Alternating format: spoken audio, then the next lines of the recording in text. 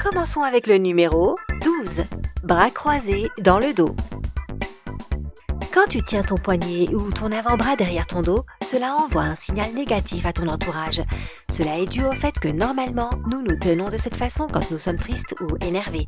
Et plus ta main est haute dans le dos, plus tu peux sembler désagréable pour les autres. 11. Chevilles croisées. Se tenir debout avec les chevilles croisées montre que tu n'es pas complètement sûr de ce que tu es en train de dire. Si en plus de cela tu as les mains dans les poches, je parie que personne ne va t'écouter. Mettre les mains dans les poches peut signifier un tas de choses. C'est pourquoi il est important d'interpréter le langage corporel comme Cette mauvaise posture peut non seulement nuire à ta santé, mais elle donne aussi l'impression que tu te sens impuissant et que tu es dans un état d'insécurité face aux autres. La même chose s'applique quand tu traînes des pieds. Alors, redresse ton dos, regarde droit devant toi et lève les pieds quand tu marches. Ces astuces changeront radicalement ton apparence, bien plus qu'une nouvelle robe ou qu'un nouveau costume. Numéro 7. Sourire de travers. Ce sourire de travers est devenu incontournable pour beaucoup de personnes. Peut-être que tu le fais avec de bonnes intentions. Tu veux que les gens se sentent à l'aise et tu décides donc de sourire. Mais si ce n'est pas sincère, tu finis par avoir un sourire en coin. Et les gens perçoivent ce sourire de travers comme un rictus de sarcasme. Une main tendue vers ton interlocuteur, d'autant plus si tu tiens un pistolet.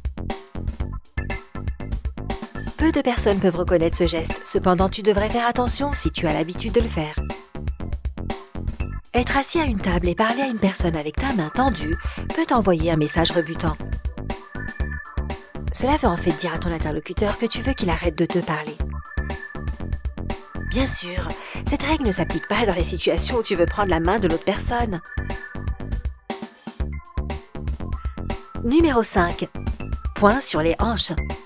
Bien que nous utilisions souvent cette position parce que nous ne savons pas quoi faire avec nos mains, c'est une pose très intimidante lors d'une conversation. Te tenir debout avec les poings sur les hanches signifie « Bon, que vas-tu me dire? De toute façon, je ne suis pas d'accord. » Ouais, ce n'est vraiment pas un message agréable à envoyer à ton interlocuteur. Numéro 4. Bouger le pouce. Nous avons tous déjà vu ce geste dans les films, mais à part si tu fais vraiment de l'autostop, ce que tu ne devrais jamais faire parce que c'est dangereux, ne pointe pas ton pouce derrière toi pendant que tu parles avec quelqu'un. Ce geste peut souvent être vu comme du mépris et un manque de respect. De plus, cela te donne un air arrogant et indifférent. Numéro 3. Poings serrés. Serrer les poings révèle une tension ou une peur cachée. Et plus le poing est haut, plus il y a de la tension. Cela donne presque l'impression que tu es prêt à frapper quelqu'un ou à recevoir un coup. Que ce soit vrai ou pas, c'est le message que les personnes reçoivent.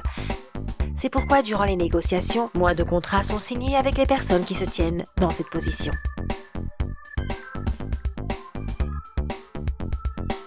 Numéro 2. Main sur la bouche.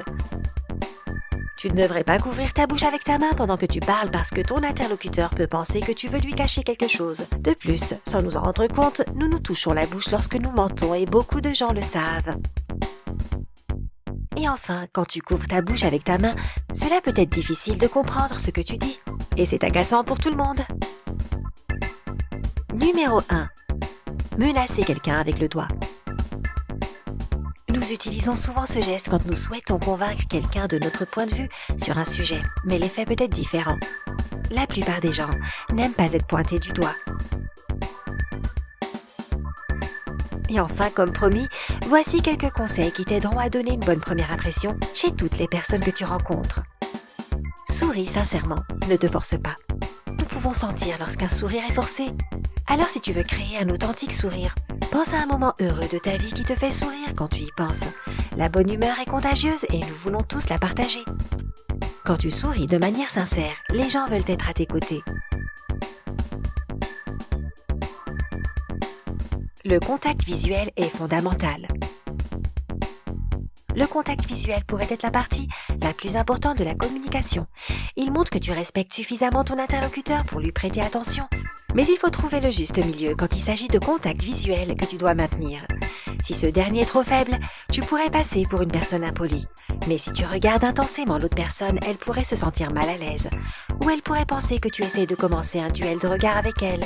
Si tu as tendance à trop maintenir le contact visuel ou que tu veux l'éviter, essaye de te distraire de temps en temps en enlevant une peluche de ton pull ou en remuant ta salade. Essaie simplement de ne pas abuser des fausses distractions parce que tu auras alors l'air impoli. Incline ta tête. Dès que tu parles avec quelqu'un, incline légèrement ta tête sur un côté. D'un point de vue purement évolutionniste, ce geste indique de la vulnérabilité parce que la personne expose l'artère carotide. En fait, la personne baisse ses gardes et ne compte pas se battre. Et de nos jours, nous continuons de penser instinctivement que si une personne nous montre sa vulnérabilité, elle ne peut pas être une menace. Et nous sommes alors beaucoup plus disposés à parler avec quelqu'un si nous n'avons pas peur. De plus, incliner ta tête te donne un air plus gentil et sympathique. Et cela montre à ton interlocuteur que la conversation t'intéresse et que tu es concentré sur ce qu'il dit et qu'il n'aimerait pas devenir le centre d'attention d'une autre personne. Utilise tes sourcils. Un mouvement rapide des sourcils peut être un des signaux non-verbaux que tu utilises consciemment ou inconsciemment pour faire preuve d'une attitude amicale. Soulève tes sourcils quand ton interlocuteur dit quelque chose de surprenant. Baisse-les quand il parle de quelque chose qui le contrarie. Utilise tes sourcils pour montrer que tu écoutes attentivement la conversation. Incarne ton interlocuteur. Il existe un tas d'études psychologiques cool à ce sujet, mais pour faire court, nous copions les personnes que nous aimons et nous aimons les personnes qui nous copient. Cette imitation nous fait inconsciemment penser que nous avons un tas de points communs avec quelqu'un et que nous pouvons donc être amis. Assure-toi de le faire subtilement. Si tes tentatives d'incarner ton interlocuteur sont trop visibles, eh bien il pensera que tu es vraiment bizarre. Tu te rappelles du sketch de l'incarnation de Lucy Harpo dans la série I Love Lucy ? Oui, ne fais pas ça. Pour conclure, tu remarqueras que beaucoup de ces points ont une caractéristique commune. Tu dois garder une posture ouverte et montrer que tu prêtes une attention particulière à ton interlocuteur. Si tu suis ce conseil, tu attireras les gens. De plus, tu remarqueras que tu seras plus sûr de toi parce que la manière dont nous agissons affecte notre état d'esprit. Portes-tu une attention particulière au langage corporel ?